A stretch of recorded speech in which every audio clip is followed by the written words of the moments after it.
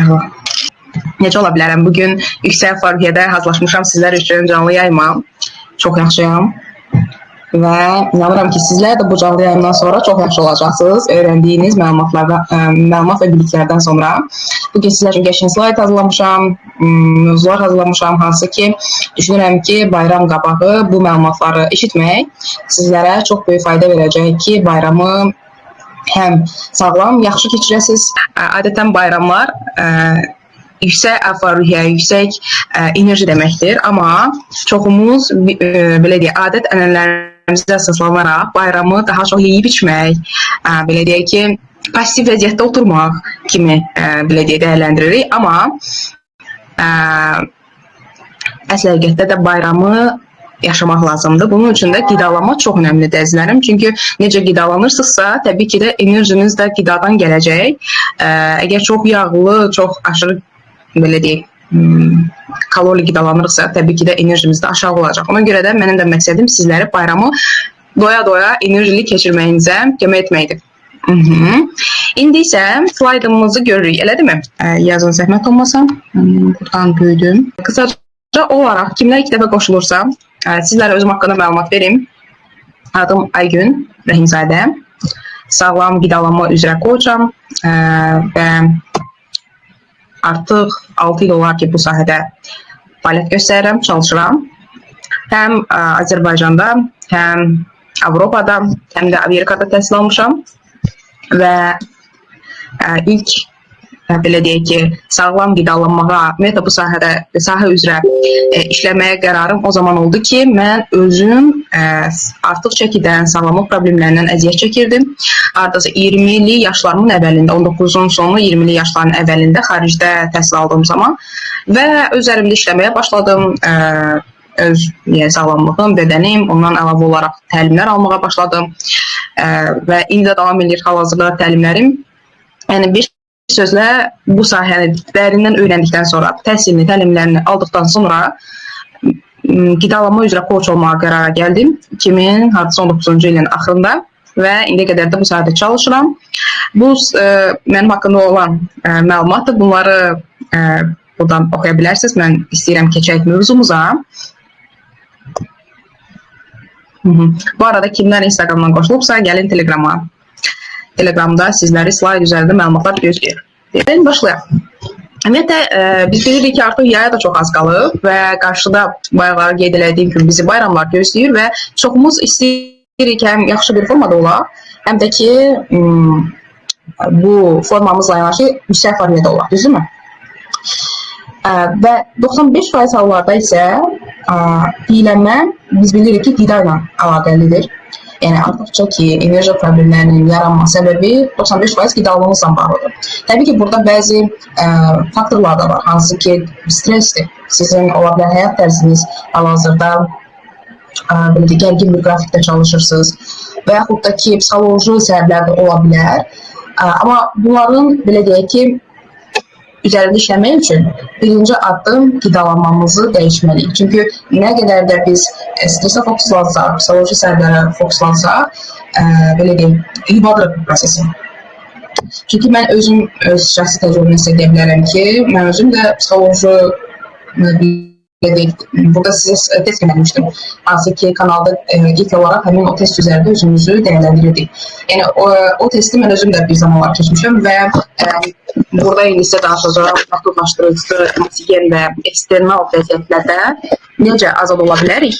Bax, bu haqda özümün şəxsi təcrübəm var və sizləri də istəyirəm ki, biləsiniz. İlk olaraq istəyərdim sizə sual verim. Mən bir dəqiqə çatıb buradan baxım. Kimlər testləri elədi? Sizə göndərmişdim kanala ki, özümüzü dəyərləndirmək üçün. Kim o testi özündə elədi və nə nəticəyə gəldi? Necə sabitləyək buradan?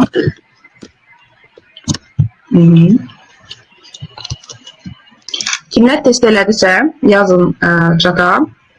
Mən baxım. Kimlər Instagramdadırsa, siz gəlin Telegrama. Telegramda mən test göndərmişəm.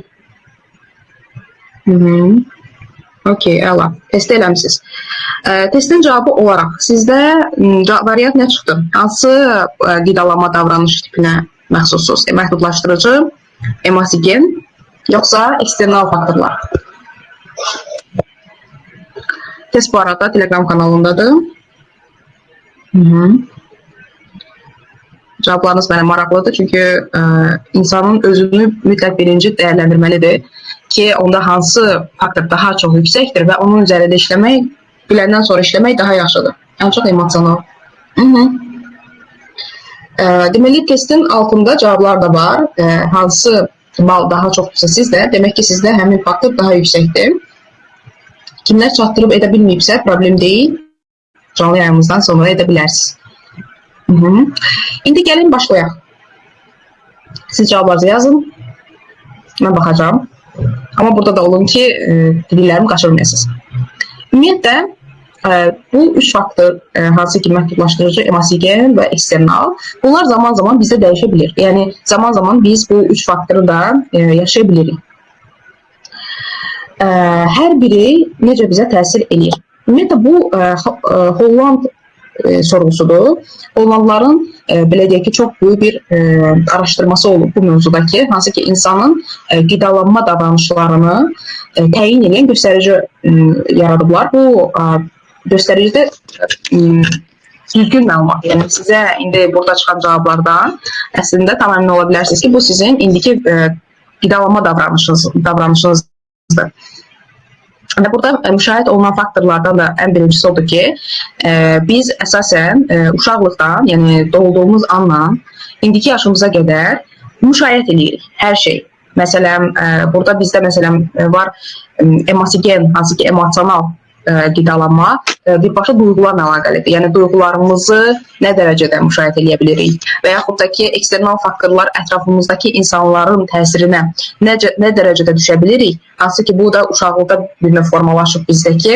Əgər, məsələn, deyək ki, ailədən biz hansısa bir məclisə getmişiksə, hansısa bir tədbirə getmişiksə, orada ailə üzvlərimiz, xüsusilə də valideynlərimiz qidaya olan davranışı necə olubsa, bizdə də o formalaşıb ki, yəni, məsələn, deyək ki, məsələn, nümunə olaraq deyim, götürək toyu, çox vaxt insanlar toya getməmişdən qabaq, bilmirəm, sizdə belədir yoxsa yox, özlərini aç saxlayırlar, yemək yemirlər. Eyni qaydada ilə Novruz bayramını götürək, heç uzağa getməyək. Novruz bayramında kimlər yemək gün ərzində, məsələn, yemək yemir, düşünür ki, axşam qəşəng onsuz da bayram süfrəsi olacaq da, oturub orada yeyəcəm. Və yaxud da ki, məsələn, qonaqlıqlara gedirik də, məsələn, yemək yeməyim, gedib qonaqlıqda yaxşı-yaxşı yeyərəm. Və olurmu sizdə belə hallar? Hansı ki, baxın, bu vəziyyətin özü də bizə gəlir uşaqlıqdan, hansı ki, uşaqda gördüyümüz faktorlardır bunlar. Amma o demək deyil ki, biz bunu dəyişə bilmərik. O demək deyil ki, bu belə də davam edəcək, xeyr. Əsas odur ki, özümüzü dəyərləndirək. Yəni, baxaq bizdə hansı davranışda çatışmazlıq var və onun üzərində işləyək. Ümumiyyətlə, çəkinizə görə narahat olduğunuz yeməkdən və içməkdən tez-tez imtina edirsiniz. Baxın, ümumiyyətlə, nə qədər biz məhdudlaşdırırıqsa qidamızı, gəlin birinci ilə məhdudlaşdırıcıdan başlayaq. Telefon bugün qalmaq istəmir. Hər bir salamlayıram. Instagramdan qoşulan hər kəs Telegrama gəlin. Orada slayd üzərində mən danışıram. Deməli, deyək ki, siz bugün çox yemişsiniz və yaxud da ki, yediyiniz yeməklərdən tez-tez nələrdənsə imtina edirsiniz, nələrdənsə özə məhdudlaşdırma qoyursunuz.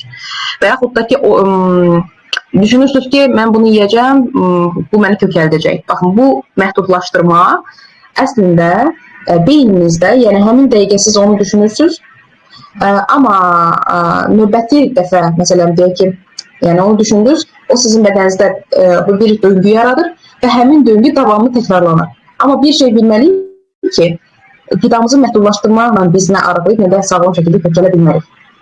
Əslində, sağlam nəticə üçün biz heç nəyi məhdudlaşdırmamalı, özümüzə icazə verməliyik, lakin balansı bilməliyik. Yəni, balans nədir? Balans odur ki, mənə olar yemək, yəni istədiyim yeməkdir, amma miqdarında yemək.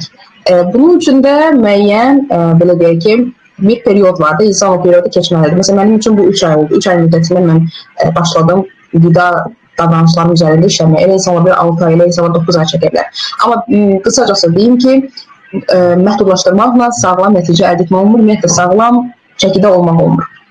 Bunu bir təfəlik olaraq öz yaddaşınızda saxlayın. Nə zaman məhdudlaşdırmaq istəsəz bu cümləmi xatırlayın ki, bu çıxış yolu deyil, konkret olaraq. Məsələn, şkala üzrə deyək ki, siz özü dəyərləndirdiniz, sizdə orta nəticə olaraq çıxdı məhdudlaşdırıcı davranış və bunun üçün, məsələn, ən birinci addım özün fərqindəliklərinizi artırmaqdır. Baxın, gəlin sizə bir yol da deyim. Biz adətən çox yüksək təşvişli olanda, çox yüksək belə stresli olanda da yediyimiz qidanın nə olduğunu bilmirik. Yəni, qidanın dadını, onun bizim bədənimizə necə təsir edin bilmirik. Biz sadəcə yerik, yiyib doymaq üçün. Birinci fərqindəlik olmalıdır ki, mən ümumiyyətlə yediyim qida bu mənə necə təsir edir və mən bundan nə dərəcədə zövq alıram. Məsələn, marafonlarında adətən müştərilərin işlərində mən daim onlardan bir sual verirəm ki, özünüzü, məsələn, baxın, bu müşahidə edəndə yediyiniz qida sizə necə təsir edir. Və çox zaman proqramın 10-cu günündə və yaxud da ki, 12-ci günündə deyirlər ki, Ayda xanım, həqiqətən çox maraqlıdır. Mən əvvələn heç bu qədər bədənimin nəyə necə reaksiya verdiyini bilmirdim. Amma indi artıq bilirəm ki, məsələn, mən bunu yiyəndə, özü bilən bir müştərim deyir ki, mən bilmirdim ki, mən kofe içəndə əslində heç də özümü yaxşı hiss eləmirmişəm. Sadəcə o dad xatirinə içirmişəm və yaxud da ki, o bir yayılan bir şey vardır. Dostlarla görüşürsənsə, kofe içirsən. Yəni, deyək, o görüşü daha maraqlı eləmək üçün, düzdürmü? Və yaxud da ki, hansısa bir qida, yəni spesifik olaraq bilməyəcəm, amma hansısa bir qida. Və bunu bədənimizdə tapmaq, analiz eləmək üçün birinci fərqindəliyimizi artırmalıyıq. Məsələn, o fərqindəliyi də gətirir sizdə o məhdudlaşdırmanı aradan qaldıracaq. Niyə? Çünki o zaman biz özümüzü məhdudlaşdırırıq ki, orucluq haqqında da danışacağım. Orada da sizə məsələkdə verəcəm, narahat olmayın. Zaten proqram sizin şeylər qurmuşam ki, bu canlı yayımı. Burada həm suallarınız cavablanacaq, həm indiki hal-hazırda orucluqdur, orucluq bayramıdır, bunlar haqqında danışacaq. Mütləq bunun üçün fərqindəliyimizi artırmalıyıq və ümumiyyətlə ən yaxşı tövsiyə sizə nədir bu məhdudlaşdırıcı davranışdan çıxmaq üçün? Boşqabınıza qoyduğunuzu yiyin, əlavələr olmadan. Məsələn, deyək ki, günorta yeməyi yeyirsiniz və yaxud da ki, şam yeməyi yeyirsiniz. Öz boşqabınız bir boşqab götürün və boşqabınıza yeməkləri qoyub və onu yeməyə fokuslanın. Çünki elə olan halda, zaten onsuz da əgər ətrafınızda başqa bir, o deyək, məsələn, necə olur, yemək yeməyə başlayanda çox insan ətrafını düzür bütün boşqabları və istər-istəməz beyin digərlərini istəyir. Əgər təksiniz, amma restorandasınızsa, bu necə ola bilər? Restoranda təbii ki, ola bilər ki, bu isveç masaları olur. Bunda da yenə də məsləhət görən bir öz qabınıza qoyun və o qaba fokuslanın. Ətrafınızda olan, sadəcə düşünün ki, bu qab, bu yemək var. Bu mənim yeməyimdir və mən bu yeməyi yiyəcəm. Fikirlərinizi ancaq yeməyə cəmləşdirin. Ən böyük səhvlərdən biri nədir? Baxın, mən də eləmişəm bunu bir zamanlar. Yemək yeyə, televizora baxmaq. Yemək yeyə, hansısa bir işi görmək. Hətta sizə bir şey deyim. Məsələn, mən əvvəllər restorana gedəndə, mən çox sevirəm özüm-özümlə deyt eləməyi, özüm-özümlə gedib restoranda oturub, yemək yemək, vaxt keçirməyi. Və mən əvvəllər restoranda olanda qulağımın naşıyıb taxırdım. Özümü məşğul edirdim ki, nəyəsə baxım və bunun paralelində də yemək yiyim. Yəni, belə deyək, o təkliyi belə bastırırdım. Bu da bir əslində özünü, belə deyək, bu emosiyanı bastırmaq, plus da bu da gətirir, çıxarır məhdudlaşdırıcı davranışı sonra. Yəni, o yüzdən necə olur. Son 2 il yarım, 3 ildir ki, mən ümumiyyətlə yemək yediyim zaman, yəni, sadəcə prosesdə, sadəcə yeməyin dadına, yeməyə fokuslanma və həmin zaman siz özünüz də bunu yoxlasanız görəcəksiniz ki, həm tez doyacaqsınız, həm də yeməyə fokuslandığınızda ki, hansı ki, yediyiniz yeməyin dadı, onun sizə verdiyi qatqılar ki, təbii ki, sağlam qidadır sərgə, onda həqiqətən zövq alacaqsınız. Və bu sadəcə kiçik bir addımdır. Bir də, yemək yediyiniz zaman bir şey də deyəcəm sizə, çalışın ki, bədəninizlə güc saxlayasınız, yəni qamət də çox önəmlidir. Biz adətən qabağa doğru əyilir yemək yeyəndə, o zaman bizim o qamətimiz ki, əyilir, yəni qida bizim orqanizmimizə, yəni belə deyim sizə, onda siz necə gəldi qida alırsınız? Bir fikir verin, qamətinizi düzləşdirəndə, həqiqətən də rahat oturanda, evdəsinizsə, özünüzə çəngə, bıçaq, tarelka, səliqəli formada qoyanda mümkün deyil ki, siz onda necə gəldi yiyəsiniz. Yəni, özü bir növ evdə də restoran mülkü yaradırsınızsa, Bu da sizə çox gözəl təsir edəcək bu davranışınızı düzəltməyə. Baxın görün. Aha, qeyri olduqda özünü yeməyə icazə verir. Ümumiyyətlə, yeməyə, zaten bizim bədənimizi bilməməliyik. Bədənimiz nə istəyir? Əgər orqanizmimiz yemək siqnalı verirsə, biz özümüzü məhdudlaşdırmamalıyıq, yemək yeməliyik. Və yaxud deyək ki, siz çox yediniz, hansısa artıq kalori yediniz belə, bunun kompensasiyası hər zaman var. Kompensasiyası odur ki, fiziki aktivliklə bunu bərabərləşdirə bilərik. Amma əgər istəmirsiniz çox yemək, əgər istəmirsiniz orqanizminizi yükləmək, o zaman təbii ki, onu qidalanmalı öyrənmək lazımdır, sağlam qidalanmalı öyrənmək lazım ki, həmişə eyni döngülərdən qalmayasınız.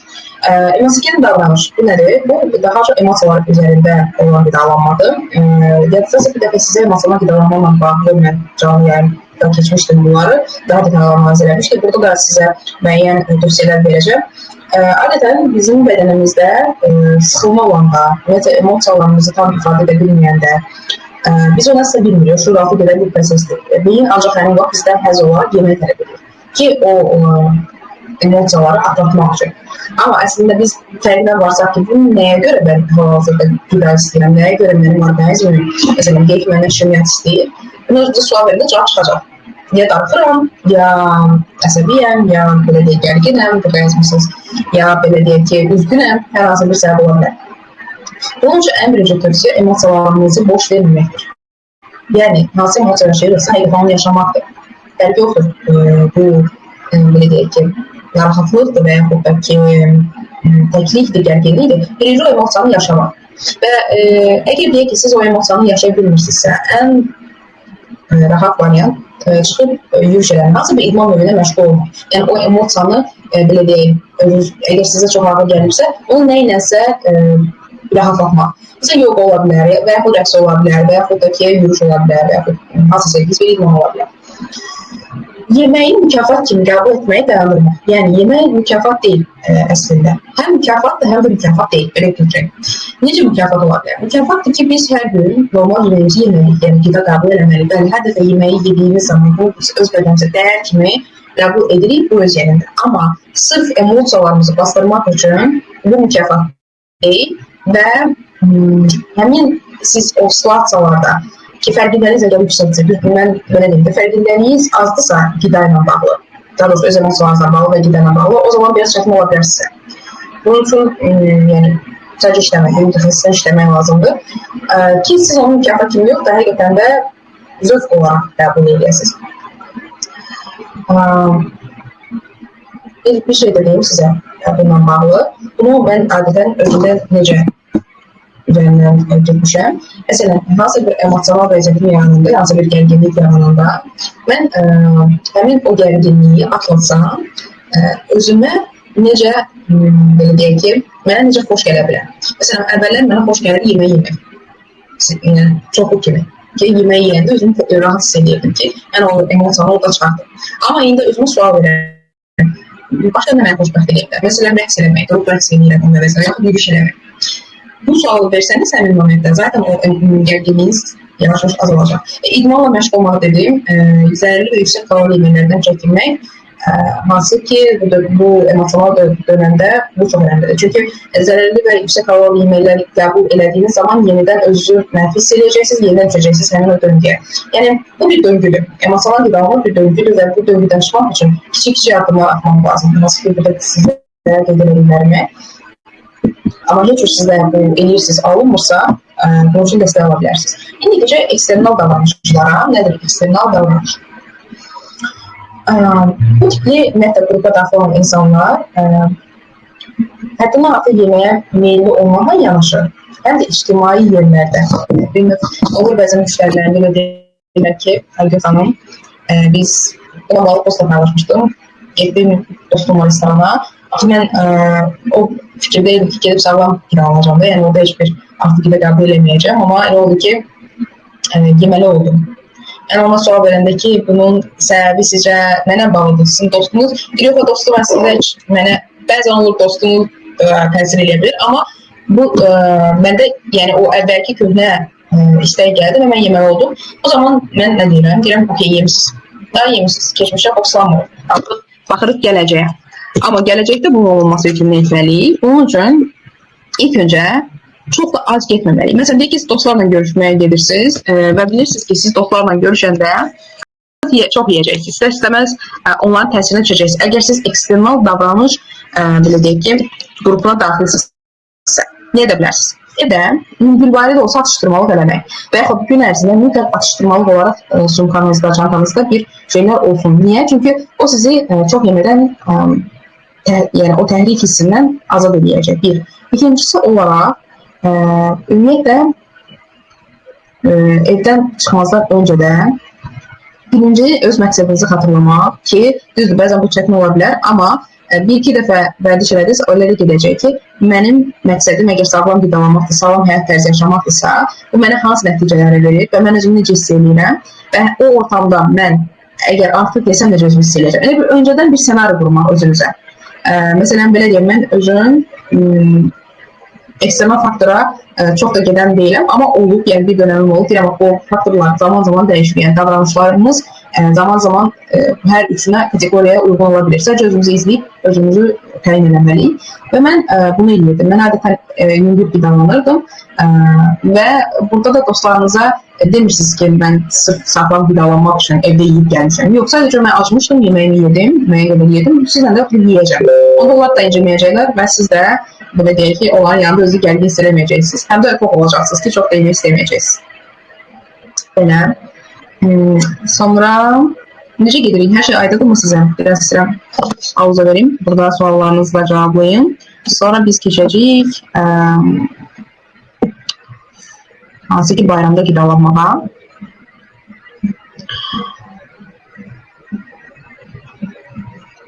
Deməli, bu davranış hansı ki nəticələrdir. Deyək ki, bir nümunədir bu. Əgər sizdə 3,4 çıxıbsa, sizdə özünüzə qarşı çox sərt və çox məhdudiyyətlər qoyan bir insansınız. Yəni, bunu da bilirsiniz. Emosigen davranış çıxıbsa, siz sıxıldıqda və yaxud qəmgin olduqda hücum edirsiniz yeməklərə, şübhəyə qidalara. Eksternal isə daha çox kampaniyalardır, yəni yoldaşınız və yaxud dostlarınız və yaxud da ki, restoranlarda, kafelərdə həddindən artıq yeməyə meyillisiniz. Hər şey yolundadır, super, əla. Onda biz davam edəyik. Amma bir sual var idi burada, bir dəqiqə. Instagramda idi, bir sual gördüm bayaqları.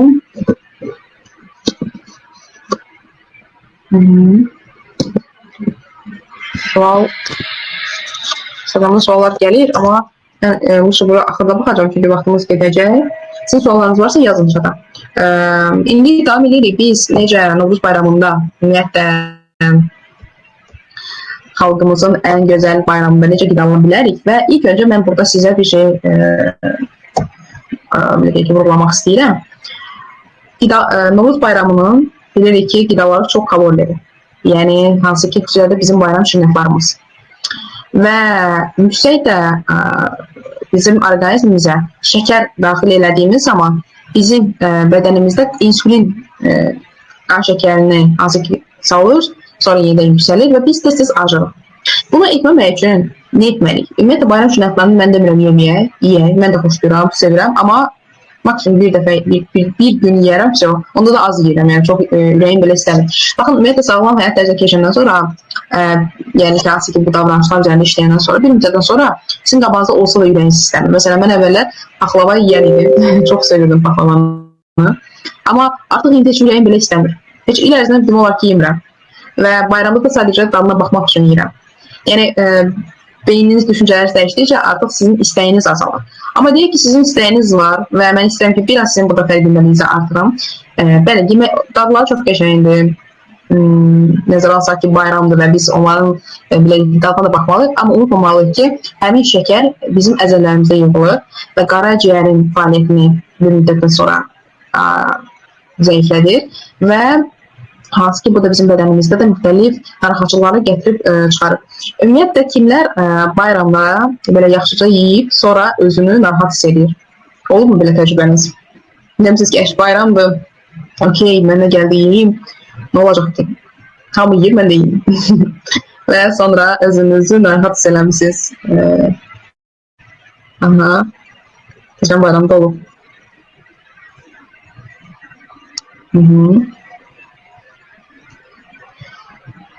Başqa kimlərdə? Məndə də olur.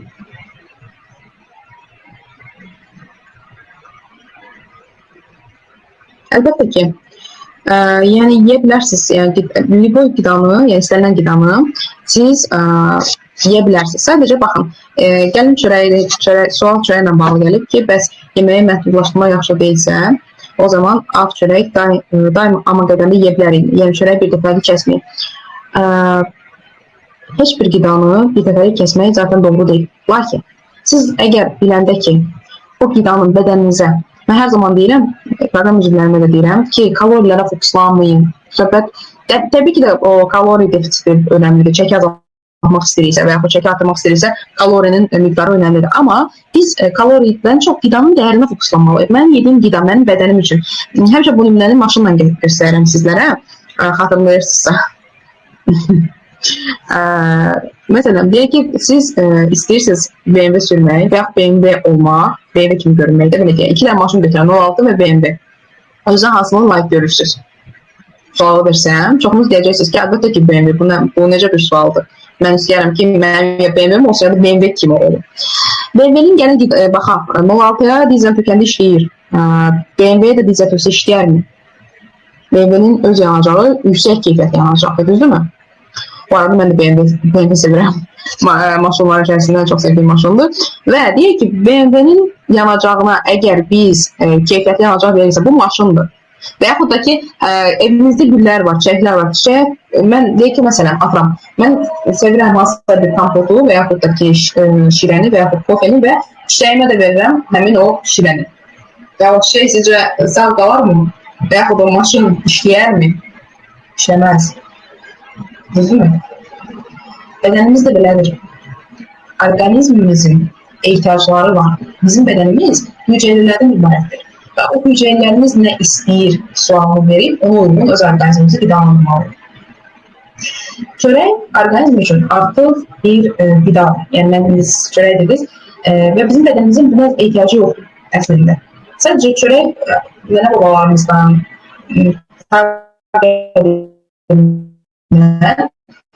doymaq üçün bizim şuuraltımızın yerindən bir fikir, ki, aşırı dönmüşsən, çörək yemək lazımdır, hətta vaxt yemək sağlam. Bəli, o vaxt sağlam ola bilərdi, o vaxt daha sağlam hazırlanırdı. Amma marketlərdən alınan çörəklər deyirsinizsə, mən heç də öz sağlamım üçün məsləhət görmədiyim üçün sizlərə də məsləhət görmürəm. Amma yenə də mən burada məsləhət görməkdən danışmaq istəmirəm. Niyə? Çünki burada bu dəyərin siz anlamalısınız nəyə görə bu orqanizm üçün faydalıdır. Yəni, ümumi bir fikirlə istəmirəm ki, sadəcə sizdə bir yox, bunu yeməyin.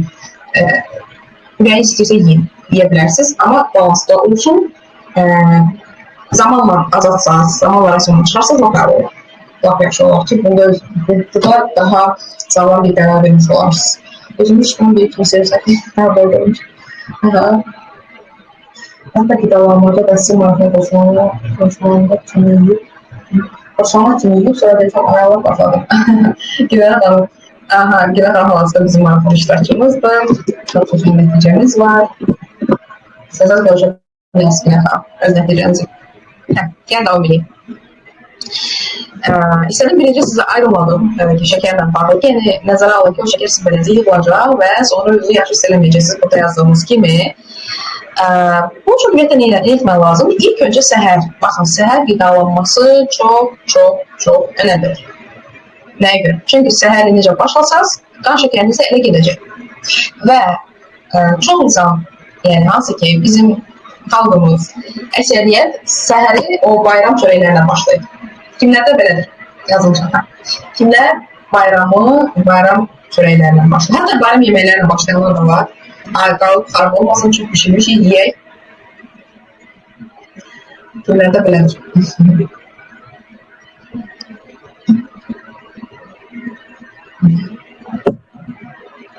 Bəli, var arzularımızda. Bu ən böyük səhvdir, bilirsiniz. Çünki səhər yeməyində yüksək karbohidrat miqdarlarını qəbul edir. Təbii ki, biz gün ərzində daima yemək istəyəcəyik. Biz daima artıq kalori miqdarlar qəbul etmək istəyəcəyik. Bu da bizim təbii ki də çəkimizi artıracaq, özümüzü pis eləməyimizə səbəb olacaq. Bax, ümumiyyətlə səhər balanslı başlamalıdır. Hər zaman deyirəm ki, balanslaşdırılmış günü başlayan insan gündə 5 dəfə deyilsə, lap elə 6 deyəcəniz, sizin çəkinizdə çox da artım olmayacaq və yaxud da ki, özü yaxşı hiss edəcəksiniz. Səhər qidası düzgün başlayırsa.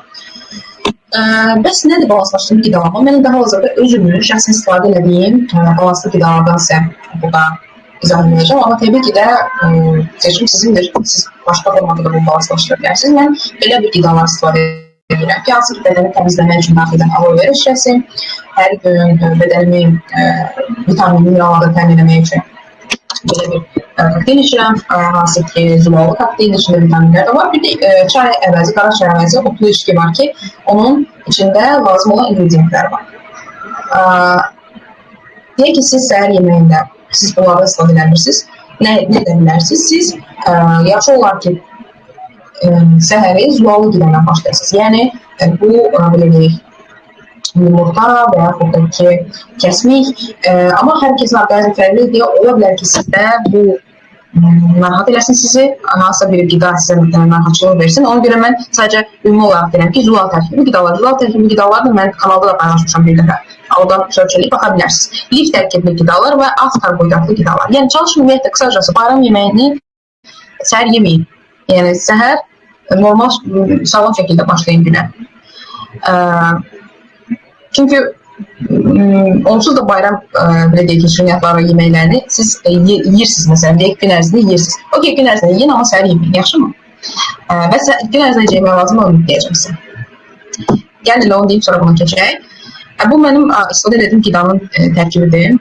6-8 ildir bu ildən istifadə edirəm. Çünki bu içində hər şey var. Biraz tənbəl olduğum üçün əlavə qidalar hazırlamağa çox da belə deyək ki, vaxt ayırmıram. Düzdür, hazırlayıram gün ərzində yemək baxımından. Amma səhəri, xüsusilə də səhər vaxtı bilirəm ki, çox insanda işləyirsinizsə vaxt azlığı olur və ona görə də çoxunuz bilirəm ki, səhər yeməyə ötürürsünüz. Mən 8 il bundan qabaq bu qida ilə günə başlamağa qərar verdim və görürəm ki, həqiqətində çox böyük təsir var sağlamlığımda, enerjimdə, əqamiyəmdə. İndi isə nə qədər suallar varmış burada. Cavablayacağım suallarınızı. İndi görürəm ki, siz suallar yazmışsınız. Yəni, onda bu sualları cavablayaq. Mənə Instagramda sual gəlib, suyu bir dəfəyə 4 qram şəklində içən bu zərərli olar. Baxın, necə için, yəni hansı vaxt içirsiniz? Məsələn, deyək ki, siz hər dəfə 400 qramı bir dəfəli içirsinizsə, bəli, ziyanlı ola bilər. Amma hansısa bir qidalarınızı qəbul edirsinizsə, hansısa bir nəsə qəbul edirsinizsə, dərman formasında, onda bir dəfəli içmək olar, problem deyil. Qidalanmamı düzənə salmaq istəyirəm, harada necə başlaya bilərəm? İlk öncə mən bilmədiyim üçün siz necə qidalanırsınız. Bunun üçün məsləhət görürəm ki, gəlin konsultasiyaya. Konsultasiyada baxaq görək, hal-hazırda necədir sizin qida davranışlarınız və ona uyğun sizə məsləhət görə bilərəm.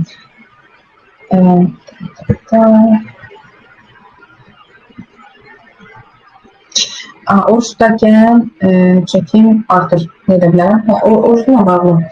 Deməli, baxın, ümumiyyətlə oruç tutduğunuz zaman hal-hazırda ki, yəni bayram yeməkləri çox güman düşəcək axşam vaxtına, ya da ki, səhər vaxtına mütləq baxın. Sahura durduğunuz çalışın ki, yeməyəsiz, yəni də bayram çörəklərindən. Çünki karbohidratla başlasınız, bütün gün özünüzü susuz hiss edəcəksiniz, enerji azlığı olacaq, yorğunluq və heç də yaxşı keçməyəcək.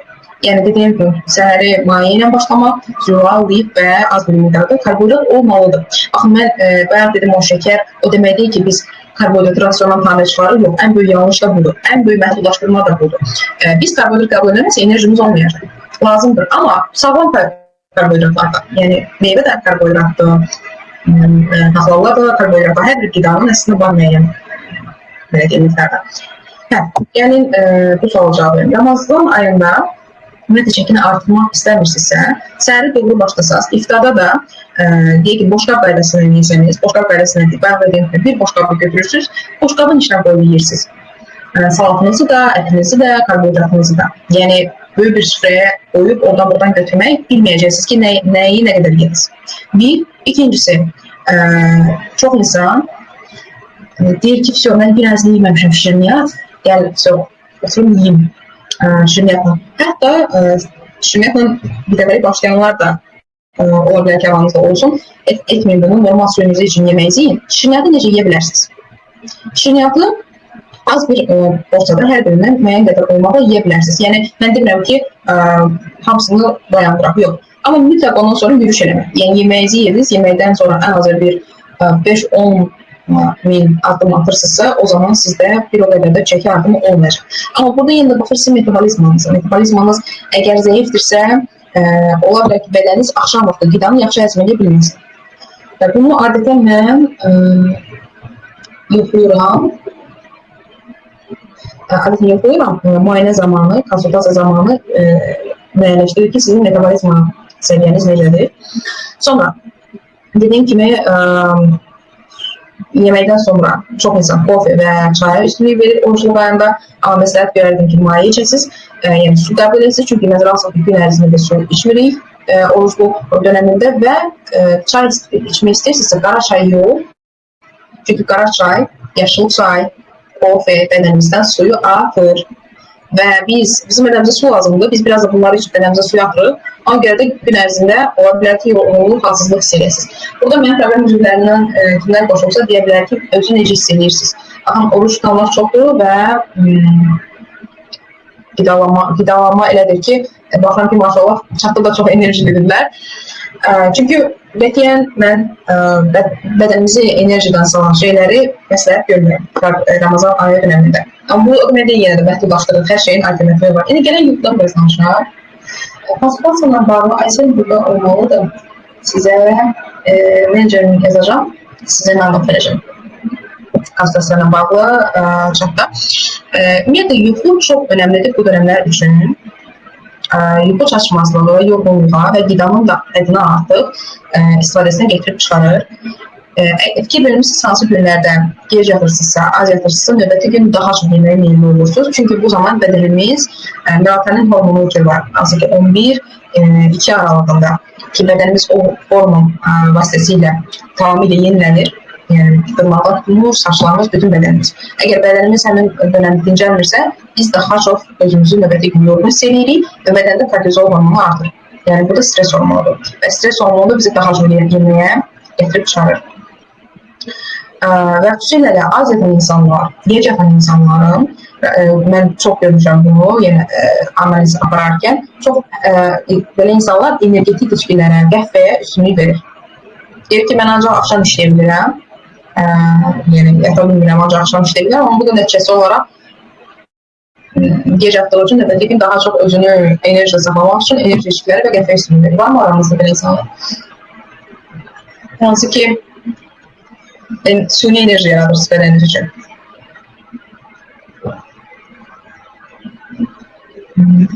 Hansı saat telefonumuz tövsiyədir? Yatmaq təbii ki də tövsiyədir 11, maksimum 11. 11-dən gec olmaq şəkli. Ən ideal vaxt o vaxtdır. Ən gec olan 12 yarısı, amma çalışmaq lazım ki, artıq 11-də yuxuya gedək. Təsadüfi bəzi günlər tədbirləri ola bilər, hansı bir boy məclisi ola bilər. Həmin günləri biz istisna edə bilər. Amma elə insanlar var ki, məsələn, kimlər ki, konsultasiyamda olur, mən sual verəndə ki, nəyə görə gec yatırsınız? Uşaq, ev, bu, heç nə bizim sağlamlığımızda önəmli deyil, heç nə bizim özümüzə verdiyimiz dəyərdən önəmli deyil. Ona görə də mütləq özümüzü birinci plana qoymalı. Hətta uşağı da öyrətməliyik ki, mən yatmağa gedirəm. Yəni, variant budur. Ya yatırsan, ya mən gedirəm yatmağa. İkisindən biri. Yəni, özünüzə fokuslandığı zaman görəcəksiniz ki, ailədə də hər kəs çox müştərilərim mənə deyirlər ki, ay yoxam, həqiqətən də mən artıq yuxu rejimi qaydasına qoymuşam. Uşaqda da avtomatik düzəlib, yoldaşım da düzəlib, pan da düzəlib. Bütün ailədə düzəlib. Əsas birinci siz o addımı atmalısınız. Bayram günləri indi gəldik, ən qəşəng yerlər. Bizim 10 dəqiqə vaxtımız var. Life hacklar görüşəcəm sizlərlə. Etməliyik ki, bayram günlərində sağlam balansı qoruyaq və həmçində qidalarımıza zövq alaq. Hazırsınız? Başlayaq. Kimdən Instagramda gələn teleqrama, mən çünki orada slaydlarında danışam. İlk öncə, yeməklərimizi növbələşdirməliyik. Yəni, hər bir şey, süfrədə olan hər bir şey eyni vaxtda başlamamalıdır. Birincisi, yaxşı olaraq ki, su içəsiniz, maye qəbul edəsiniz. Məsələn, mən adətən özüm necə eləyirəm, yeməyə başlamışdan qabaq mütləq su içirəm, ən az 30 dəqiqə başlayacaq. Sonra başlayıram yüngül olan, məsələn, salatla. Salat və ya hansısa bir qəlinatı da ola bilər. Ən idealı salatdır, çünki bayram vaxtı çoxumuz evdə olur və salatdan sonra keçirik isti yeməklər. Baxın, bu arada sonuna geçsəniz, görəcəksiniz ki, siz Çok da aşırı yemək yeməyəcəksiniz. Yəni nə mənada? Əgər siz plana başlayırsa karbohidratla, məsələn düyü ilə və yaxud da ki toyuq əti ilə, əti ilə, onda istərsiniz daha çox yemək istəyəcək olacaq. Ən birinci ideal adım var. Sonra çox insan mayonez alabilir salatlara, hansı ki o mayonezin özü də bizi açdır. Mayonez əvəzində yaxşı olar ki, daha faydalı alternativlərdə istifadə edəsiniz. Məsələn, qatı və limon suyunun qarşı ola bilər ki, salatları bununla hazırlamaq, nəinki mayonez.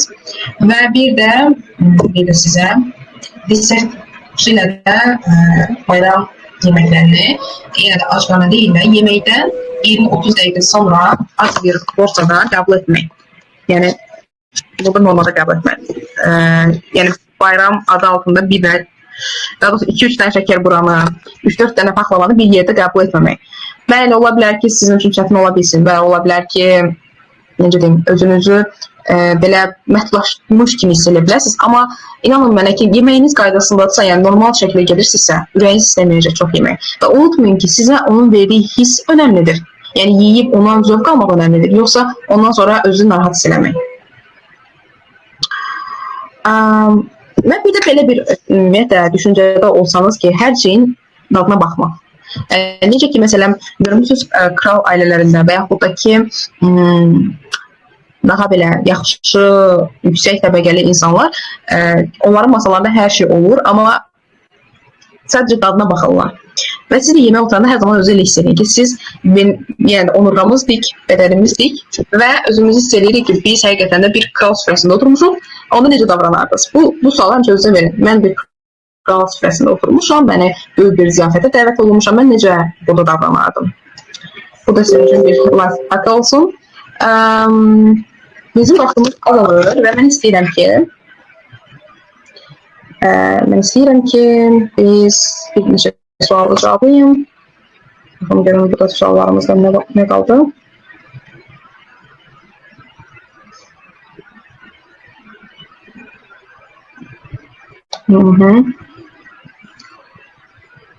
Burada olan sualların bunlar çoxunu cavabladım. Sizin suallarınız varsa yazın. Bir 2-3 dəqiqəlik suallarınızı cavablayın və keçək sizə çox qəşəng bir fürsət haqqında danışacağım.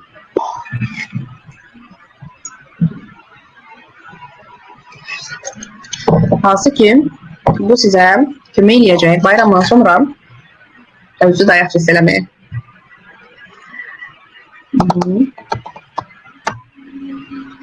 Suallarınız varsa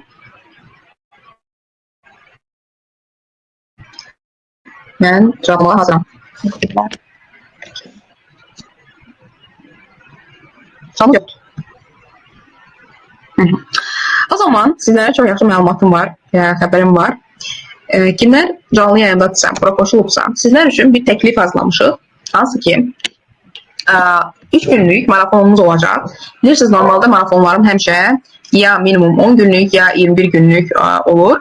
Amma bu dəfə istədik ki, bir kiçik, amma həm də effektiv bir marafon hazırlayaq ki, hansı ki, bayramdan sonra özümüzü belə tam yeniləmək, enerjimizi artırmaq, bədənimizi artıqlardan təmizləmək. Çünki əminəm ki, hamımız o bayram yeməklərindən, o şirniyyatlarından yəni dadacağıq, yeyəcəyik, mən özüm də daxil, özüm də sizlərlə başlayacağım detoksa və kimlər ki, bu life hackları öyrəndi, bunları tətbiq edəcəksə, təbii ki, sizdə çox aşırı olmayacaq, bədəniniz yüklənməyəcək, amma yenə də detoks hər zaman bədənimiz üçün yaxşıdır və bu 3 gün ərzində sizləri nələr gözləyir? Xüsusi qidalama proqramı alacaqsınız. Hansı ki, bu müəyyən suallar, necə ki, mən sizə bugün suallar verdim. Həmin suallardan əlavə olaraq sizə bəzi suallar göndəriləcək. O sualların əsasında sizə qidalama təyin olunacaq. Çatımız olacaq. Çatımızda gündəlik nəzarət alacaqsınız məndən və mənim menecerimdən, asistanlarımdan. Gündəlik faydalı podkastlar. Hansı ki, normalda faydalı mənim podkastlarıma ancaq 21 günlük və 1 aylıq proqram üzvlərini əldə edə bilirlər. Amma sizlər üçün 3 günlük çox qəşəng. Bu 3 davranış ki var, hansı ki, emosiogen, eksternal və bir də bizim bu dediyimiz birinci davranış, məhdudlaşdırıcı. Bunların üzərində işləmək üçün sizlərə 3 dənə də podkast hazırlamışam. Dadlı reseptləri olacaq, detoks tövsiyələri olacaq, bir də sağlam vərdişlər qazanmaq üçün sizlərə checklist göndəriləcək. Normalda kimlər mənim proqramlarımda olubsa və yaxud da ki, konsultasiyamda olubsa, məlumat əldə edibsə, bilirsiniz ki, minimal ödəniş, minimal proqramın ödənişi 50 manatdan başlayır. Amma mən düşündüm ki, ola bilər ki, bəziləriniz belə deyək, bayram ərzində çox necə deyək, bayram süfrəsi üçün çox alış-veriş eləmisiniz, çox xərciniz çıxıb. Sizlər üçün uyğun bir qiymətə, hansı ki, həm özü yeniləyəsiniz, həm mənim bir sistemimlə də tanış ola bilərsiniz, necə işləyirəm, necə nəticələr verirəm və həm də ki, sizlərə bir bayram hədiyyəsi olsun və 50% indirimlə sizlər üçün proqram hazırlamışıq. 3 günlük və 21 günlük. 21 günlük proqram hər ikisi demək olar ki, eyni tarixdə başlayır. Sadəcə olaraq fərqi onda olacaq ki, 21 günlük proqram 21 gün ərzində olacaq və burada daha detaylı, burada olan xidmətləri görə bilərsiniz. Gəlin, hətta xidmətləri mən tez burada səsləndirim. Proqramımızı bağlayırıq. Var bizdə 21 günlük proqramda həmçinin səhər yeməyi və hazır detoks üçün sizə bayaq istifadə etdiyim məhsul əldə etmiş olursunuz. Reseptlər kitabçası olacaq sizdə. Yəni elə bir ki, səhər yeməyiniz hazırdır və detoksunuz da hazırdır. Buna əlavə vaxt sərf eləməyəcəksiniz.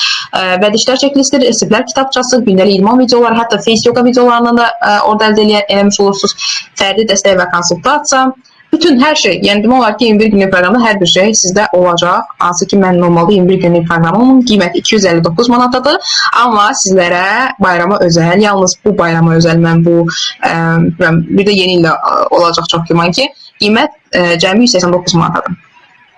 259 deyil və 3 günlük proqram isə hansı ki, detoks proqramı, reseptlər, burada da təbii ki, sizə veriləcək qidalanma proqramı.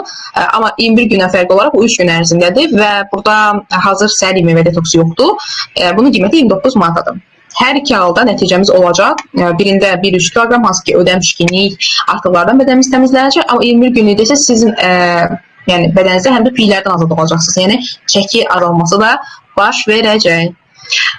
Deməli, sizlər üçün yaratdığımız bu fürsətdən yararlanmaq istəyənlər üçün bu 24 saatlıq bir fürsətdir ki, siz əgər həqiqətən qərarlısınızsa başlamağa, sadəcə menecerime yazırsınız. İndi mən menecerime deyəcəm, sizə göndərsin kanala. Sizə bir göndəriləcək anketdən qeydiyyatdan keçirsiniz və qeydiyyatdan keçəndən sonra sizə geri dönüş eləyəcək. Həmin anketdən qeydiyyatdan keçin, sizə geri dönüş olunacaq, özü sizə menecerim yazacaq, suallarınızı ona verə biləcəksiniz proqramla bağlı və fikrinizi bildirəndən sonra artıq sizi qrupa daxil eləyəcək ki, siz hazırlaşasınız, çünki ona qədər müəyyən bir hazırlaşma periodumuz olacaq. Yəni, burada bədənimizin ölçülərini götürürük, çəkimizdə, şəkillərimizdə artıq bu perioda başlamış olursunuz. Və mən sizə bir dənə də yaxşı xəbərim var. Bir dənə də hədiyyəm var. 21 günlük proqrama qoşulmaq istəyən hər kəs üçün isə əlavə bonus olaraq mənim 2 kitabçam hədiyyə olacaq. Bu ekstra bir hədiyyə oldu. Düzün desəm, əslində bunun özünün ayrıca bir ödənişi var. Çünki buna çox böyük bir zəhmət qoyulub. Amma qərara gəldim ki, 21 günlük proqram iştirakçıları üçün əlavə bir bonus da eləyim bunu və sizlərə bu hədiyyə olunacaq və bu da daimi sizdə qalacaq, əl altınızda olacaq kitabçadır. Hal-hazırda kitabça endirimlədir. Deyəsin, səhv eləmirəmsə 4 yerimiz qaldı. 4-5 nəfər yerimiz qalıb. Bunu ayrılıqda da əldə edə bilərsiniz. Ayın 21-nə qədər 24 manatadır hər iki kitabça. Ayrı-ayrılıqda qiymətləri aşağıda qeyd olunub. Bu da hal-hazırda sizin üçün bir bonusdur ayrıca olaraq. Bir də 21 günlük ki, hansı ki bizim bu marafonumuz ki başlayır. Bu marafona qoşulanlara da əlavə mənim sizlərə bayram hədiyyəm olsun. Bizim vaxtımız tamamlandı. Hər hansı bir suallarınız yaransa Aysel xanıma bildirirsiniz. Aysel xanım mənim yeni menecerimdir. Sizə köməklik eləyəcək suallarınızı cevablamağa. Və bir də ki bizim bu proqramı ki hansı ki başlayır, ona qədər ki hazırlıq prosesində də mən sizdən olacağım, çatda olacağım. Onda da suallarınızı verə bilərsiniz. Onu da biz alacağıq əlaqədə. Hər bizi gözləyirəm. Özünüzə ümumiyyətlə çalışın ki, hər zaman yatırım elin sağlamlığımıza birinci olaraq. Çünki sağlamlığımız nə qədər yaxşıdırsa, özümüzü də yaxşı hiss edirik, asabiyyəmiz də yaxşı olur, işlərimiz də yaxşı görürük, hər şeydə produktiv olur. Gəlin razılaşaq ki, insan enerjisi aşağı olanda, məsələn, mən sizə bunu deyim ki, mən martın əvvəli bir ayın birindən 7-8-nə qədər də enerjim çox dəhşət düşmüşdü aşağı. Və gördüm ki, həqiqətən də qida ilə bağlı deyildi, amma bu fəsil dəyişkənliyi ilə bağlı idi. Yəni, enerji çox şeydir. İnsan əgər həqiqətən də həyatda belə deyək, hər tərəfli uğur qazanmaq istəyirsə, yəni uğurun bir açıqlaması yoxdur, amma mənim üçün uğur budur ki, həyatı zövqlə yaşamaq. Yəni doya-doya yaşamaq. Ən sadə primitiv yolla desək, əgər biz hər anımızdan zövq ala biliriksə, hər anımızdan özümüzü xoşbəxt hiss edə biliriksə, bu elə məhz elə özü də bir uğurdur və bunun üçün də insanın özünə verdiyi dəyər daxildən özümüzü necə hiss etmək çox önəmlidir və mən sizə şəxsən öz təcrübəmdən deyə bilərəm ki, qidalanmamı dəyişəndən sonra həyatım 180 dərəcə dəyişən biriyəm. Qarşınızda 8 ildir bu təcrübəni yaşayan bir şəxsəm. Ona görə də əzlərim özünə yatırım edeyim və sizlər üçün məhz bunu yaratmışam. Bu güzəştdir, bu imkanı ki, özünüzə belə deyək, yatırım üçün başlanğıc eləyəsiniz. Və əgər siz xanımsızsa və yaxud anasızsa, unutmayın ki, xanımlar, valideynlər ailədə böyük rol oynayır ailənin dəyişimində. Çünki dəfələrlə olub ki, təcrübəmdə bəzi proqram üzvlərinə işləyəndə mən o qədər oraya almamışam, amma xanımlar ki, proqrama başlayır, xanımlar ki, özlərini işləməyə başlayır və deyirlər ki, Ayqul xanım, mən şokdayam, yoldaşım da dəyişir, uşaqlar da dəyişir. Ən çox xanımlardan bunu eşidirəm. Ona görə bir xanım olaraq özünə investisiya hər zaman eləyin ki, hər tərəfli hörmətli olasınız, hər tərəfli sevgili olasınız. Mən də sizləri çox sevirəm və sizlərin təbrik edirəm Novruz bayramı münasibətilə hər birinizi.